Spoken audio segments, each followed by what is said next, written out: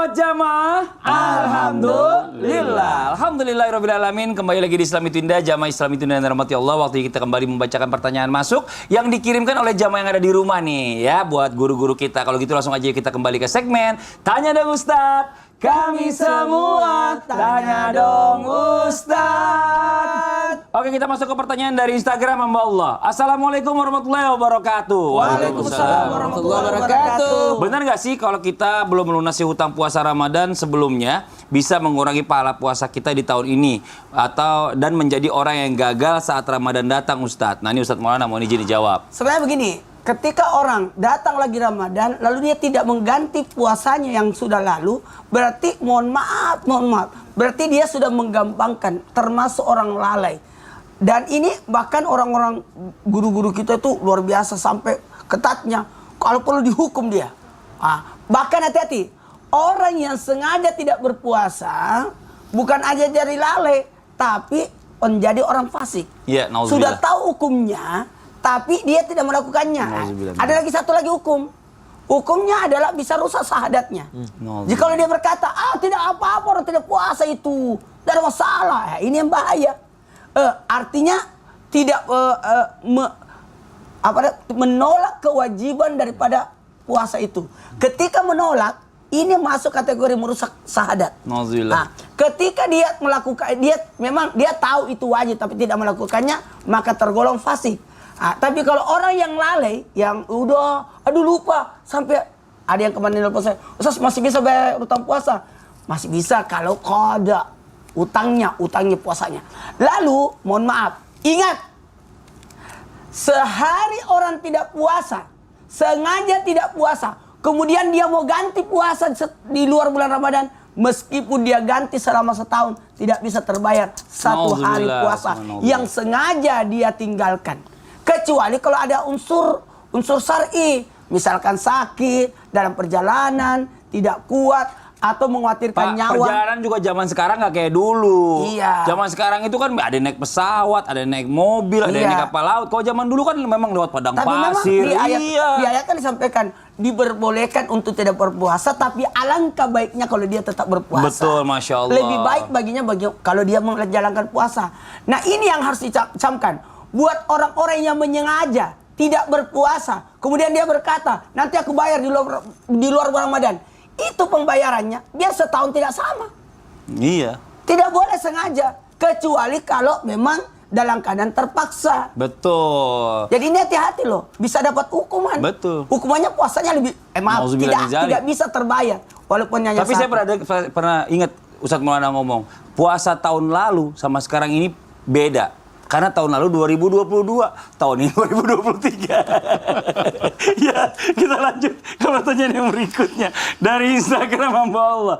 Assalamualaikum Ustaz. Waalaikumsalam warahmatullahi wabarakatuh. Saya mau nanya, bener gak sih orang yang gagal saat Ramadan datang itu termasuk orang yang ngeluh pas puasa, bikin lapar dan lemes. Tapi gimana nih kalau nggak sengaja bilang itu Ustadz? Aduh, tiba-tiba lapar banget gitu seandainya lagi puasa, boleh nggak tuh Abi ini penjelasannya? Ya baik, ya yang bertanya, anakku yang bertanya. Jadi pertama begini nak, jauhi ngeluh ketika kita melaksanakan perintah Allah, karena itu membuat hidup kita nggak berkah.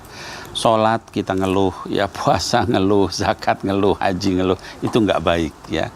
Rasul SAW mengajari kita ya ketika kita misalnya mendapatkan perintah Allah terus kita merasa berat dengan mengucapkan sami'na wa ata'na ghufranaka rabbana wa ilaikal masir.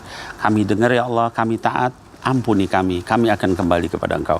Maka dengan kata-kata itu insya Allah Allah menguatkan kita. Jadi sekali lagi kita boleh lemah, boleh capek, tapi minta kekuatan sama Allah. Nah lalu pertanyaannya tadi bagaimana kalau itu nggak sengaja? Ya jadi karena mungkin capek terus dia secara tidak ini lepas gitu. Betul. Aduh lapar banget nih, tumben hari ini gitu ya. Misalnya begitu. Kalau memang itu nggak disengaja, Allah Subhanahu wa taala rufi'al kalam 'anit thalath. Jadi diangkatnya kalam itu catatan amal dari 3 kelompok. Di antaranya adalah orang yang lupa sampai dia ingat. Masya Allah. Kalau misalnya kita nggak sengaja, ya itu lupa, maka habis itu istighfar kepada Allah, tapi jangan diulangi. Masya Jangan kemudian sengaja-sengaja gitu. Karena yang namanya puasa itu buat kita, bukan buat Allah Subhanahu wa taala. Kita yang butuh, kita yang sehat, kita yang dapat pahala, jangan ngeluh. Iya, makanya ada bagusnya tadi diawali dari Sya'ban. Karena memang puasa itu biasanya kalau orang langsung di Ramadan, awal itu berat ya Bib ya. Capek, Terasa betul. banget tuh, waduh awal-awal puasa. Tapi udah masuk pertengahan ke belakang itu udah Gampang, nikmat, harinya. udah nikmat. Apalagi kan sebenarnya puasa itu bukan bikin lapar. Bikin lapar kan di Trans Trans TV jam TV 7 malam. 7 malam. Iya. Bikin sehat, kita belum ada tuh acaranya, nanti kita tunggu bikin dulu. ya. Apalagi kan insya Allah di bulan suci Ramadan ini kita perbanyak ilmu. Amin. Apalagi Islam Tidak maju jam 4.15. Yeay. Udah waktunya kita dengar muhasabah sama doa. Ya Ustaz Syah, mohon izin silakan Ustaz Syah. Baik, bismillahirrahmanirrahim. Yuridullahu bikumul yusra wa la yuridu bikumul usra ولتكملوا العدة ولتكبروا الله على ما هداكم ولعلكم تشكرون. Ramadan adalah sesuatu yang mestinya kita syukuri bersama. Bagaimana tidak? Kita umat Nabi Muhammad SAW adalah yang paling pendek umurnya. Ukuran badannya pun yang paling kecil di antara umat-umat yang lainnya. Namun ternyata jikalau kita berdoa dan kita beramal soleh, itu pahalanya jauh lebih banyak dan lebih besar daripada umat terdahulu. Maka banyak riwayat mengatakan umat terdahulu meminta kepada Allah agar dibangkitkan kembali menjadi umatnya baginda Nabi Muhammad SAW. Salah satu alasannya agar bisa bertemu dengan bulan suci Ramadan. Tahukah kita bersama bahwasanya 2 hal yang membahagiakan bagi orang yang berpuasa, yaitu ketika bertemu dengan Allah Subhanahu wa taala, dan yang kedua adalah ketika ia berbuka puasa. Apakah yang membuat bahagia ketika kita berbuka puasa? Apakah gorengannya? Apakah buka puasanya? Bukan itu ternyata. Yang paling membahagiakan ketika berbuka puasa, karena seorang berpuasa akan merasa, saya berhasil melewati puasa saya. Saya berhasil tidak berbuka puasa di siang hari. Saya berhasil melewati puasa hari ini. Itu yang membahagiakan ketika berbuka puasa. Bayangkan bahagianya orang yang berhasil berpuasa tanpa gibah. Bayangkan bahagianya orang yang berhasil puasa dengan baca Quran. Orang yang berhasil puasa tanpa penyakit hati dalam dirinya. Bayangin betapa bahagianya orang yang ketika berhasil buka puasa tanpa melakukan maksiat-maksiat kecil di dalam puasanya. Maka dia akan semakin berbahagia dibandingkan yang berpuasa mungkin tidak diisi dengan amaliyah yang lainnya. Dibandingkan yang berpuasa tapi masih iri dengki terhadap orang lain. Maka bahagianya orang yang mampu untuk menghindari hal-hal yang melelahkan tadi, itu jauh lebih berbahagia dibandingkan mereka yang hanya menahan lapar dan haus semata. Bismillahirrahmanirrahim. Alhamdulillahirabbil alamin. اللهم صل على سيدنا محمد النبي الأمي وعلى آله وصحبه وسلم.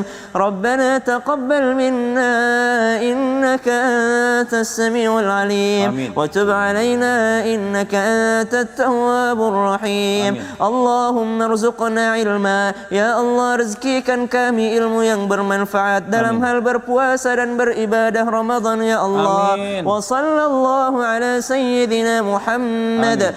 Alhamdulillahi Rabbil Alamin. Amin amin ya Rabbal Alamin. Masya Allah, alhamdulillah, demikianlah perjumpaan kita hari ini, semoga bermanfaat. Sekali lagi mohon maaf atas segala kekurangan. Wabillahi taufiq wal hidayah. Wassalamualaikum warahmatullahi wabarakatuh. Waalaikumsalam warahmatullahi wabarakatuh.